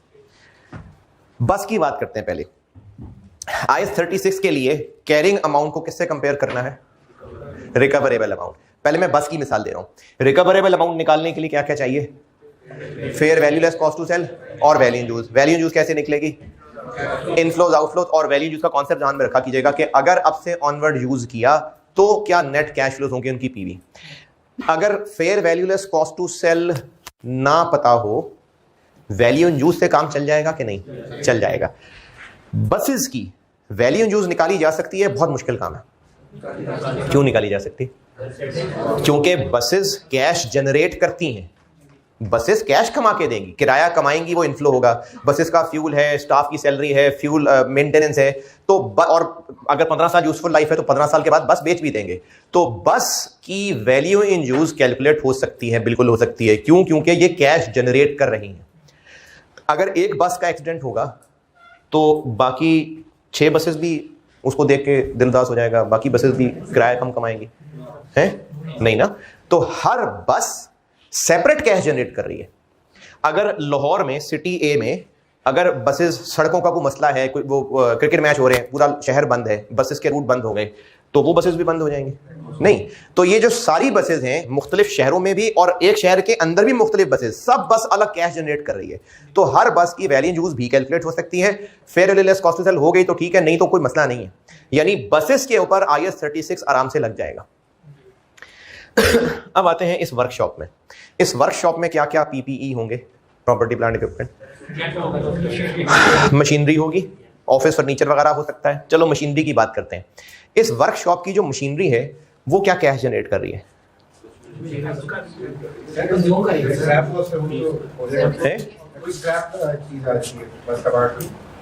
नहीं, मैंने कहा कि इस वर्कशॉप में जो मशीनरी लगी हुई है वो मशीनरी क्या कैश जनरेट कर रही है? अच्छा, एक बात मैं क्लियर कर दूं, ये सिर्फ हमारी बसों के लिए ही मशीनरी यूज हो सकती है। आसपास की बसें, कोई बट ट्रांसपोर्ट की, कोई भट्टी ट्रांसपोर्ट की, कोई इस तरह की बसेस नहीं आ सकती हैं। हमारी बसें बड़ी स्पेशल हैं। ये वर्कशॉप सिर्फ हमारी बसेस के लिए ही है। इन वर्कशॉप की कोई और मार्केट नहीं है। ठीक है, मार्केट, एक्टिव मार्केट नहीं। ऐसा नहीं हो सकता कि किसी और कंपनी की बसेस यहां पर, हमारे पास टेक्नोलॉजी नहीं है उन बाकी बसेस की। ये वर्कशॉप की मशीनरी सिर्फ हमारी बसेस के लिए। अब मेरा सवाल ये है कि ये जो मशीनरी है यहां पर, ये क्या कैश जनरेट कर रही है? ये कैश जनरेट ही नहीं कर रही। इससे और चेंज करते हैं। इस रीजनल ऑफिस में जो इस शहर के ऑपरेशंस को देख रहा है, इसमें ऑफिस बिल्डिंग होगी, अगर ओन्ड है तो फर्नीचर होगा। तो ये इस ऑफिस की बिल्डिंग क्या कैश जनरेट कर रही है? कैश इनफ्लो क्या जनरेट कर रही है? कुछ भी नहीं। तो ये बिल्डिंग, फर्नीचर, एक मिनट, इसके बिल्डिंग, फर्नीचर, कंप्यूटर इक्विपमेंट भी पीपीई है उनको भी वोट कह रहा हूं, उनको भी इज्जत मिलेगी और उन पे भी IAS 36 लगेगा। लेकिन इन बेचारों की वैल्यू यूज कैलकुलेट नहीं हो पाएगी। क्यों कैलकुलेट नहीं हो पाएगी? क्योंकि कैश इनफ्लो नहीं है इनका। इन बेचारे एसेट्स के लिए IAS 36 ने एक कॉन्सेप्ट बनाया है कि इनकी जिंदगी का कोई तो मकसद होगा। क्या मकसद है इनकी जिंदगी का? ये उनको सपोर्ट कर रहे हैं। तो फिर ऐसा करते हैं, इनको मिला देते हैं उनके साथ। वो बसेस जो अपना कैश जनरेट कर रही हैं, अपना खा रही हैं, अपना कमा रही हैं, इनकी तो हो सकती है वैल्यू यूज कैलकुलेट, इन बसेस पे लग सकता है IAS 36। लेकिन ऑफिस के फर्नीचर, बिल्डिंग, इस पे चूंकि IAS 36 नहीं लग सकता, इन बेचारे एसेट्स के लिए उन बसेस को साथ मिलाया गया और इन पूरी टीम ऑफ एसेट्स को कैश जनरेटिंग यूनिट कहते हैं। यानी वो ग्रुप ऑफ एसेट्स जो मिलके कैश जनरेट कर रहा है। अच्छा, अगर ग्रुप ही बनाना था तो पूरे बिजनेस को मिला के ग्रुप कह देते। तो कैश जनरेटिंग यूनिट का कॉन्सेप्ट है कि पूरा बिजनेस ना मिलाएं, पहले देखें जिस हद तक इंडिपेंडेंट हो सकता है। जैसे सिटी ए उनसे इंडिपेंडेंट है, अगर वहां पर बसेस नहीं भी चल रही होंगी तो ये चल रही होंगी, ये इन्हीं के लिए है, ये वर्कशॉप इन्हीं के लिए, यानी वाकई ये आपस में कनेक्टेड है और इनके कैश फ्लोज उन पे कोई बहुत ज्यादा डिपेंडेंट नहीं है। हाँ, ये हो सकता है कि वहां दंगे हों, इनकी 2 बसेस जला दें तो एहतजाजन ये सारी बसेस बंद कर दें, इस हद तक तो आपस में कनेक्शन हो सकता है। लेकिन नॉर्मल हालात के अंदर इस शहर के ऑपरेशंस, उस शहर के ऑपरेशंस, इस शहर के ऑपरेशंस आपस में काफी हद तक इंडिपेंडेंट होंगे। तो cash generating unit is the smallest identifiable, जिसकी अपनी पहचान है, group of assets that generate cash inflows that are largely independent of other assets और ग्रुप्स। इसको कैश जनरेटिंग यूनिट कहते हैं। और ये कॉन्सेप्ट क्यों बनाया गया है? क्योंकि इसकी बिल्डिंग पे, इसके फर्नीचर पे, इसके ऑफिस इक्विपमेंट पे IAS 36 नहीं लग पा रहा था। क्यों नहीं लग रहा था? क्योंकि ये कैश नहीं जनरेट करते तो उनकी वैल्यू यूज नहीं निकल सकती और फेयर वैल्यू से काम नहीं चलाना, वैल्यू यूज लाजमी चाहिए। तो इनकी वजह से इनके साथ उनको मिलाना पड़ा जो कमा के देते हैं, और इन सब को मिला के कैश जनरेटिंग यूनिट कहा जाएगा। अब इस पूरे ग्रुप की इंपेयरमेंट टेस्टिंग होगी, यानी इसमें मौजूद सारे एसेट्स सब एक ग्रुप होंगे, उस पूरे ग्रुप की रिकवरेबल अमाउंट निकलेगी, उस पूरे ग्रुप की कैरिंग अमाउंट होगी, और फिर जो लॉस निकलेगा वो भी फिर पूरे ग्रुप का लॉस होगा। एक बार लॉस निकल आया, अब उस लॉस को बांट दिया जाएगा बिल्डिंग, फर्नीचर, ऑफिस इक्विपमेंट, बस, मशीनरी, इस तरह से फिर इन बाकियों का इंपेयरमेंट लॉस चार्ज होगा। ये बात दोहराता हूं, कैश जनरेटिंग यूनिट का एक ग्रुप आइडेंटिफाई होगा और मकसद सिर्फ क्या था कि वो एसेट्स, वो बेचारे एसेट्स जो कैश जनरेट नहीं करते थे, उनकी वैल्यू यूज नहीं निकल सकती थी, वो महरूम महसूस करते अपने आप को, तो उनके लिए उन कमाने वालों को साथ मिलाया गया जिनकी सपोर्ट में ये जिंदा है। उन सब को मिला के एक ग्रुप कह दिया गया, group of assets, cash generating unit. लेकिन पूरे बिजनेस को इसलिए मिला देना नहीं जरूरी क्योंकि स्मॉलेस्ट आइडेंटिफाइबल, तो इसको CGU कहते हैं, कैश जनरेटिंग यूनिट। अब इस पूरे ग्रुप के सारे एसेट्स की मिला के ग्रुप की कैरिंग अमाउंट, इस पूरे ग्रुप की रिकवरेबल अमाउंट निकलेगी, उसको कंपेयर करके इंपेयरमेंट लॉस निकलेगा, वो पूरे ग्रुप का इंपेयरमेंट लॉस होगा। लेकिन चूंकि ये लॉस ग्रुप का कैलकुलेट हुआ है, बुक्स में अकाउंट्स तो अलग अलग हैं, बिल्डिंग अलग है, फर्नीचर अलग है, इसलिए फिर आखिरी स्टेप ये होगा कि वो जो पूरे ग्रुप का लॉस निकला उसको एसेट्स में एलोकेट करना पड़ेगा। अब वो एलोकेशन सिखाता हूं आपको। जी पूछें।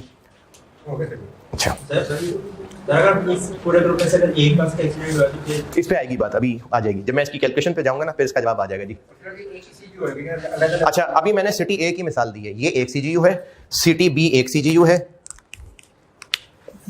सिटी सी एक CGU है, और इस हेड ऑफिस को कहते हैं कॉर्पोरेट एसेट्स। ये इंशाल्लाह कल वाली क्लास में पढ़ाऊंगा। ये एक CGU, ये एक CGU, ये एक CGU, ये कॉर्पोरेट एसेट्स हैं। ये कल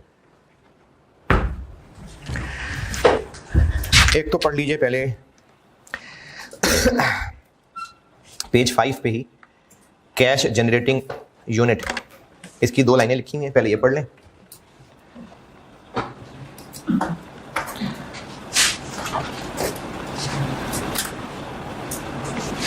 पेज 5 कैश जनरेटिंग यूनिट, उसी हेडिंग के नीचे 1.25 लाइनें लिखी हैं, पहले ये पढ़ लें।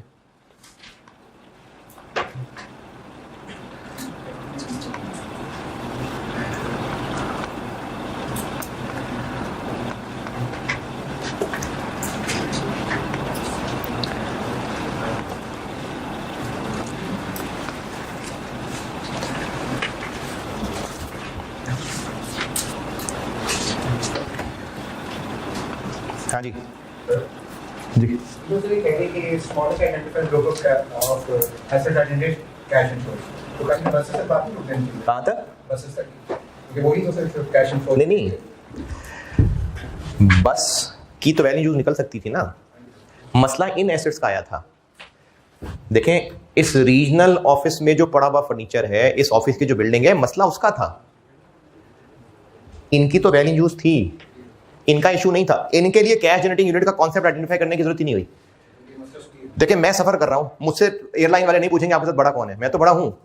लेकिन एक जो छोटा जा रहा होगा उससे पूछेंगे तुम्हारे साथ बड़ा कौन है, तो उसके साथ पूछने की जरूरत है कि कौन है तुम्हारे साथ बड़ा यहां पर। तो इनके लिए तो I-36 लग रहा था, इनका इशू नहीं था। जब इनके ऊपर I-36 लगना लगा तो इनकी औकात नहीं थी, कैश जनरेट नहीं करते थे। इनके लिए बनाया गया कि बताओ भी तुम्हारे साथ कौन है कमा के देने वाला। मैंने कहा जी ये हैं, वो भी हैं, इन सबको मिला के फिर एक कैश जनरेटिंग यूनिट कह दिया। अगले पेज के टॉप पे आए, पेज 6 का टॉप,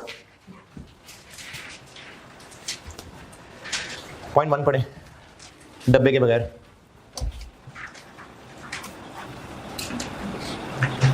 पेज 6 के टॉप पे पॉइंट 1, एग्जाम्पल नहीं है अभी, सिर्फ पॉइंट 1।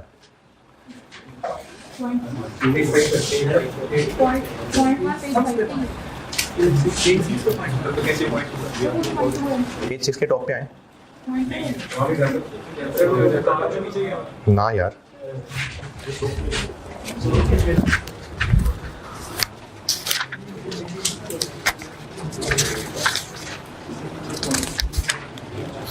अच्छा, अभी इन्होंने प्रिंट करते हुए ना उसको पिछले पेज पे डाल दिया। बुक में, जिनके पास बुक है, जो PDF देख रहे हैं, अच्छा ये शायद फॉर्मेटिंग आगे पीछे कर दी। जिनके पास बुक है, मैं बुक से बता रहा हूँ, और ऑनलाइन वाले कभी ना कभी तो बुक ले ही लेंगे। तो जब कभी ले लेंगे तो बुक में पेज 5 के एंड पे पॉइंट 1,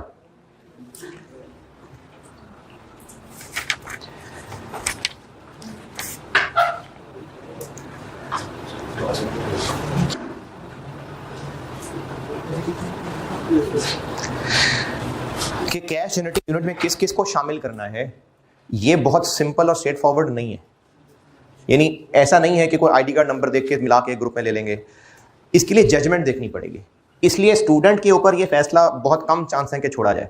थोड़ा बहुत हो सकता है, उसके लिए मैं आपको IAS की ओरिजिनल एग्जांपल बता देता हूं, लेकिन चूंकि इसमें जजमेंट इन्वॉल्व है, इसलिए स्टूडेंट के ऊपर इसकी गहराई नहीं छोड़ी जाएगी। ये मैनेजमेंट को सोचना पड़ेगा। अगर इस मिसाल के अंदर मैंने जो कहा कि ये तीनों ऑपरेशंस एक दूसरे से काफ़ी हद तक इंडिपेंडेंट हैं, तो ये 3 CGU हो गए, क्योंकि CGU की डेफिनेशन है कि that generate cash flow that are largely independent from others. अगर उस शहर में किसी वजह से कंपनी लॉस की वजह से ये ऑपरेशंस बंद भी कर देगी, तो शहर B और शहर C भी बंद कर देगी? नहीं, तो तीनों शहर आपस में इंडिपेंडेंट हैं। लेकिन अगर ऐसा होता कि गवर्नमेंट ने उनको लाइसेंस ही इस शर्त पे दिया होता कि 3 शहर में आपकी 16 बसें चलेंगी तो आप काम करेंगे, अगर एक शहर बंद किया तो बाकी दोनों से भी निकल जाना। अब ये आपस में 3 शहर इंडिपेंडेंट हैं। अब चूंकि इंडिपेंडेंट नहीं है तो ये पूरा बिजनेस एक CGU है। ये अगले पेज के टॉप पे जो डब्बे में एग्जांपल है वो पढ़ लें। अब बस कंपनी प्रोवाइड्स वाली,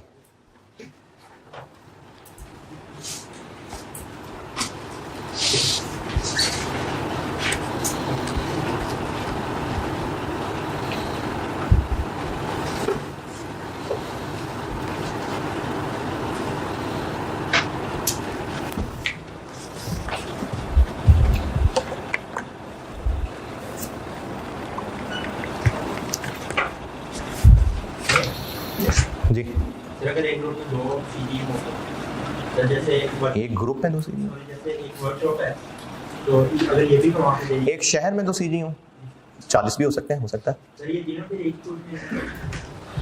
अच्छा, ये अच्छा सवाल है जी। बाकी भी देखें, मैंने तो मिसाल चूंकि अभी इनिशियली दी थी ना, तो आगे चल के मिसाल और फैल जाएगी, लेकिन चलें आपने अभी पूछा तो मैं अभी बता देता हूँ। ऐसा बिल्कुल हो सकता है कि रीजनल ऑफिस एक ही होता, लेकिन वर्कशॉप्स 4-5 होती हैं, और हर वर्कशॉप के साथ 5-5 बसेस जुड़ी होती। इस सिटी में रीजनल ऑफिस एक होता, लेकिन वर्कशॉप्स ज्यादा होती, और हर वर्कशॉप के साथ 4-4, 5-5 बसेस जुड़ी होती। तो ऐसा हो सकता था कि इन वर्कशॉप्स और उनके साथ वाली बसेस को मिला के एक CGU कहा जाता। तो उस तरह एक शहर में 3-4 CGU हो जाते, वर्कशॉप्स का मसला हल हो गया। फिर जब रीजनल ऑफिस के लिए आते तो फिर एक और बड़ा सीजीयू बनाना पड़ता जो पूरा शहर सीजीयू होता। तो हम ऐसा देखेंगे आगे चल के कि एक सीजीयू, फिर उससे बड़े और सीजीयू बनेंगे जिसमें 4-5 सीजीयू मिल जाएंगे, फिर एक और बड़ा सीजीयू बन सकता है जिसमें 8-10 सीजीयू मिल जाएंगे। ये हो सकता है। ऐसा हो सकता है कि पहले एक सीजीयू बने, उसका मसला हल हो, फिर एक और बड़ा सीजीयू बने जिसमें 4-5 सीजीयू मिल जाए। ऐसा बिल्कुल हो सकता है, सवालों में आएगा ये।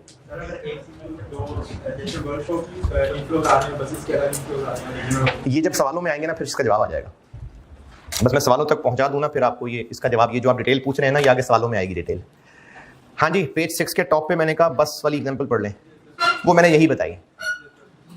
जाग रहे हैं? बस वाली एग्जांपल डन।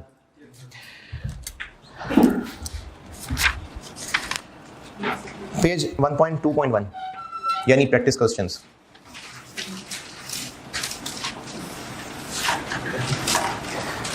ये पेज 10 से आगे आएंगे तो इसमें प्रैक्टिस क्वेश्चन 2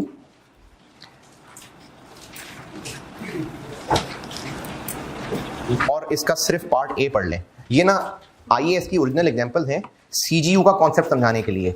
एक एक समझाता जाता हूं और डिस्कस करता जाता हूं। पहले आप सिर्फ ए पढ़िए, पहले खुद ही इसके बारे में सोचिए, फिर आंसर पढ़िए, फिर करता हूं मैं डिस्कस।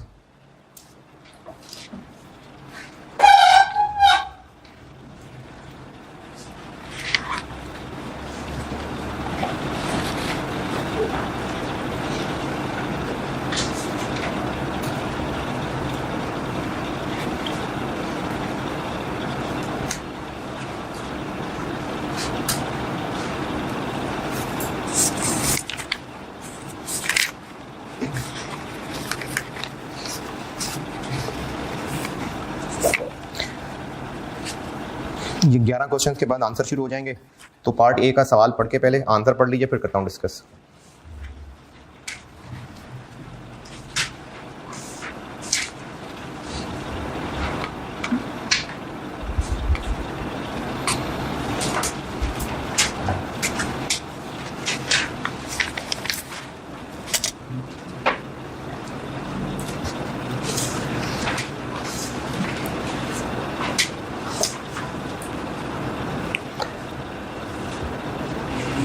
हाँ जी, पढ़ने तो मैं कुछ अर्ज करूं जी।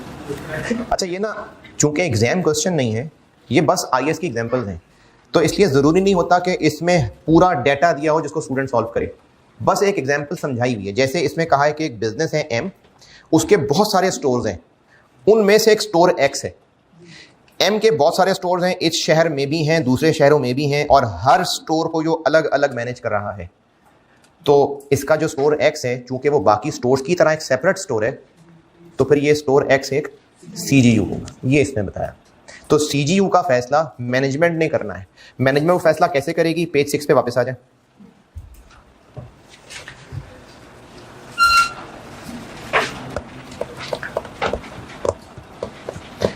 और अभी जो डब्बा पड़ा था उसके नीचे पॉइंट 2 पढ़ लें। ये मैनेजमेंट ने फैसला करना है, इसलिए स्टूडेंट को इसमें बहुत कम चांस है कि उलझाया होगा। पेज 6 पे जो भी बॉक्स पड़ा था उसके नीचे पॉइंट 2 है, वो पढ़ लें।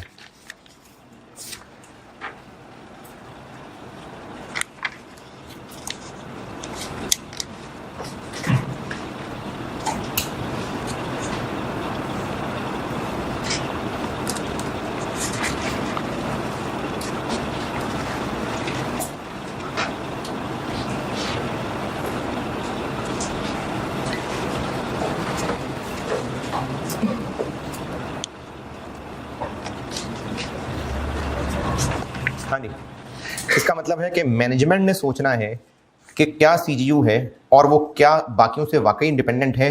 ये फैसला मैनेजमेंट कैसे करेगी, डिपेंड करता है कि वो डिसीजन मेकिंग कैसे करती है, फैसले कैसे होते हैं, लोकेशंस कैसे डिसाइड होती हैं, प्रोडक्ट कैसे डिसाइड होते हैं। तो ये सब्जेक्टिव मामला होता है।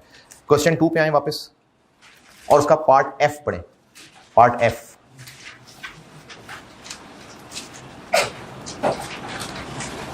अच्छे से पहले कि आप इनकी अंग्रेजी में गुम जाएं, मिसाल देता हूँ आपको। एक ग्रुप है जंग, उसकी अखबार भी होगी और उसके बहुत सारे मैगजीन्स भी होंगे।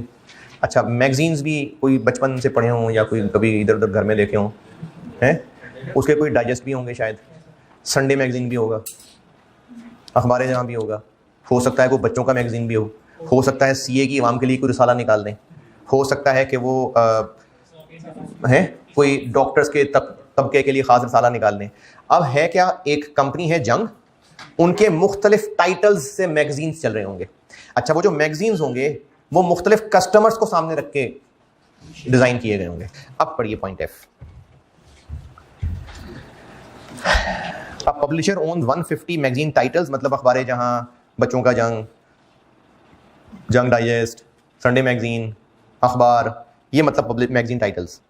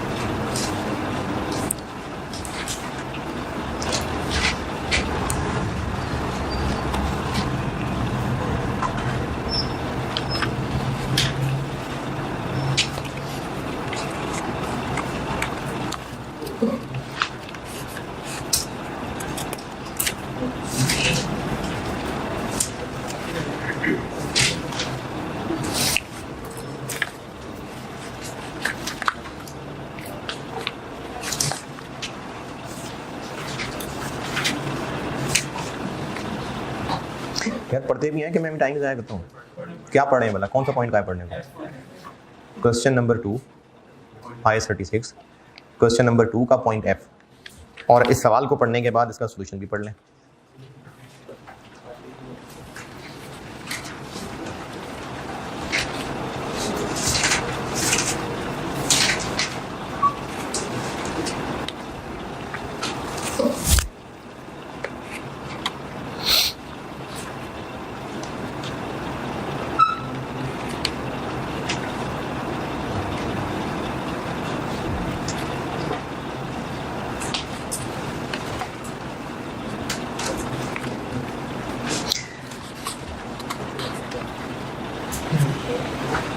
सवाल में कहानी ये सुनाई हुई है कि एक पब्लिशर है जिसके पास 150 मुख्तलिफ तरह के मैगजीन्स हैं, जिनमें से 80 उसके इंटरनली जनरेटेड हैं, बाकी जो है उसने ख़रीदे हुए हैं। अब इसकी पॉलिसी ये है कि जो ख़रीदता है उसको एसेट कहता है और जो खुद बनाता है वो उसको एक्सपेंस कहता है। ठीक है, आगे चलते हैं। हर मैगज़ीन की सेल भी होती है और उसके अलावा हर मैगज़ीन की एडवर्टाइजिंग इनकम भी होती है। हर मैगज़ीन डिफरेंट कस्टमर सेगमेंट, बच्चों का मैगज़ीन बच्चों के लिए, छोटे बच्चों के लिए मैगजीन अलग होगा, हो सकता है स्कूल गोइंग के लिए अलग हो, कॉलेज वालों के लिए अलग हो, फैशन मैगजीन अलग हो, अखबारें जहाँ अलग हो। ये सब मुख्तलिफ कस्टमर्स बेस के लिए है। जब एक मैगजीन बिजनेस को लगता है कि बस सब बहुत हो गए हैं, लोगों के मिजाज बदल गए हैं, तो उसकी जगह वो कोई और मैगजीन ले आते हैं। तो हर मैगजीन अपना कमा रहा है, अपना खा रहा है। एक मैगजीन बंद होता है, एक नया मैगजीन ले आते हैं। हर कस्टमर बेस के लिए अलग मैगजीन है, तो हर मैगजीन सेपरेट कैश जनरेट कर रहा है बाकी मैगजीन से। ये इसका डुबेल हुआ। इस क्वेश्चन नंबर 2 में मैंने जो मिसालें ली हुई, ये ओरिजिनल IS की एग्जांपल्स हैं, ये एग्जाम क्वेश्चंस नहीं हैं। ये सिर्फ ये अंडरस्टैंडिंग देने के लिए कि CGU या ये फैसला करना कि कौन कैश फ्लो इंडिपेंडेंट जनरेट करता है, कौन नहीं करता, सिर्फ इसकी अंडरस्टैंडिंग के लिए। इससे आगे चलते हैं। एक कंपनी X है, एक कंपनी Y है। एक बिजनेस की कंपनी नहीं, सॉरी, फैक्ट्री। एक बिजनेस की 2 फैक्ट्रीज हैं, फैक्ट्री X और फैक्ट्री Y। फैक्ट्री X का जो आउटपुट है वे इसका इनपुट है। यानी फैक्ट्री X धागा बनाती है और वो सारा धागा ये फैक्ट्री Y यूज करके कपड़ा बनाती है और कपड़ा बेचती है। तो ये जो फैक्ट्री X है इसका कैश इनफ्लो है ही नहीं, क्योंकि ये तो जो बना रहे हैं वो फैक्ट्री Y कंज्यूम कर लेती है। फैक्ट्री Y का कैश इनफ्लो हाँ है, कैसे? कपड़ा बेचते हैं। तो फैक्ट्री X जब कैश फ्लो ही नहीं कमा रही तो ये एक अलग CGU है या दोनों को मिला के एक CGU बोलेंगे? अब इस पे डिपेंड करता है कि जो X धागा बना रही है, बेशक वो सारा धागा Y ही क्यों यूज ना करता हो, लेकिन क्या ये बाहर बेच सकती है या नहीं? अगर बेच सकती है तो इसको कहते हैं कि फैक्ट्री एक्स के आउटपुट की एक्टिव मार्केट मौजूद है। अगर इसके आउटपुट की एक्टिव मार्केट नहीं है फिर तो दोनों मिला के एक सीजीयू है, क्योंकि ये धागा बनाएगा। देखें, अगर ये धागा बेच नहीं सकता तो उसका मतलब मार्केट से धागा मिलता ही नहीं है। फिर ये दोनों मिल के कपड़ा बेच के पैसा कमा रहे हैं, तो फिर सीजीयू क्या होगा? दोनों मिला के। लेकिन अगर ये धागा जो बनाते हैं वो मार्केट में बेच सकते हैं क्योंकि एक्टिव मार्केट अवेलेबल है, बेशक वो सारा धागा वाई को दें, चाहे आधा वाई को आधा मार्केट में बेचें, जितनी मर्जी परसेंटेज रखें, अगर इसके आउटपुट की एक्टिव मार्केट मौजूद है तो फिर ये दोनों अलग अलग सीजीयू माने जाएंगे।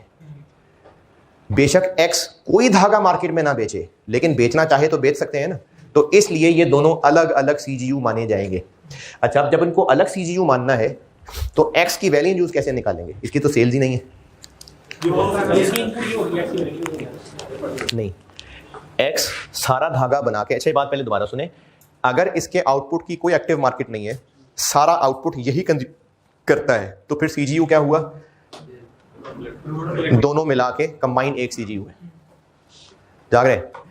लेकिन अगर इसके आउटपुट की एक्टिव मार्केट है, एक्टिव होके बैठे जरा, अगर इसकी एक्टिव मार्केट है, बेशक ये सारा का सारा वाई ही क्यों ना इस्तेमाल कर ले, बेशक ये ना बेचे बाहर मार्केट में, लेकिन अगर एक्टिव मार्केट मौजूद है तो उसका एक्टिव मार्केट का मौजूद होना ही काफी है। अब ये अलग सीजीयू और ये अलग सीजीयू, जब ये अलग सीजीयू तो उसकी वैल्यू यूज कैसे निकालें? इसकी तो सेल्स ही नहीं होंगी, मार्केट वैल्यू को उसकी सेल समझ लेंगे। जैसे अगर ये इसको जो धागा बेच रहा है उस धागे की कोई मार्केट वैल्यू तो होगी ना, तो उस मार्केट वैल्यू की इसकी सेल्स मान लेंगे और इसकी परचेजेस क्या मानेंगे? वही जो उसकी सेल मान रहे होंगे वही उसकी परचेजेस मान लेंगे। लेकिन ये सिर्फ वैल्यू यूज की कैलकुलेशन के लिए हो रहा होगा। तो अगर दो फैक्ट्रीज आपस में एक दूसरे को सपोर्ट कर रही हैं लेकिन एक का आउटपुट की मार्केट मौजूद है, तो बेशक ये सारा का सारा यही क्यों ना इनपुट कर जाए, फिर भी ये दो अलग अलग सीजीयू होंगे। पेज नंबर 6 पॉइंट नंबर 3, अभी 2 पढ़ा था ना, उसके नीचे 3, पेज के तकरीबन मिड में, पॉइंट नंबर 3।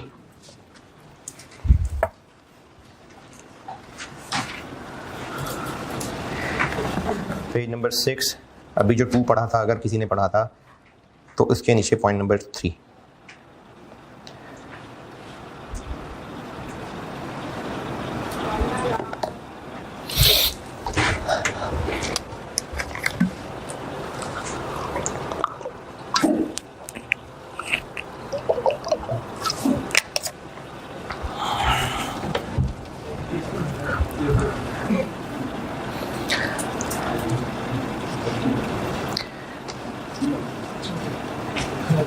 हाँ जी, ओके, हाँ जी।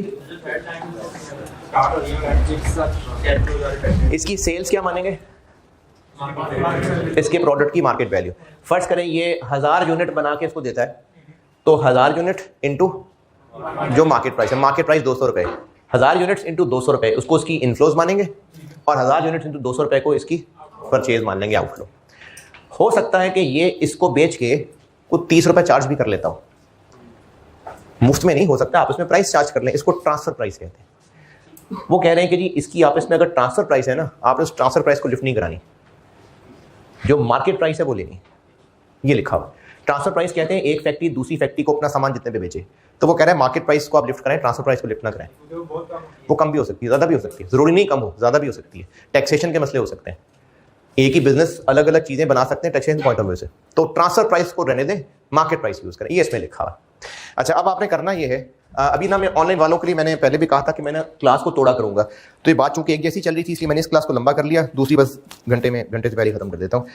तो मैं अब क्लास लेक्चर 6 ये क्या हुआ यार, लेक्चर 5, तो मैं 6 बनाता हूँ। आपने करना ये है, मेहरबानी आपकी, कि क्वेश्चन नंबर 2 ये आपने ना कल जो लोग क्लास में आ जाएं इस क्वेश्चन 2 को सारा पढ़िएगा। अब जो बाकी पॉइंट्स रह गए वो इसी के इर्द गिर्द घूम रहे हैं कि एक फैक्ट्री से जो बन रहा है वो दूसरी फैक्ट्री इस्तेमाल कर रही है। क्वेश्चन 2 सारा पढ़िएगा, इसका सोल्यूशन पढ़िएगा और फिर कल इसकी मैं एक समरी डिस्कस करता हूँ। अभी मैं लेक्चर 6 बनाता हूँ और उसमें न्यूमेरिकल करते हैं, ठीक है? लेक्चर 6 बना रहा हूँ मैं।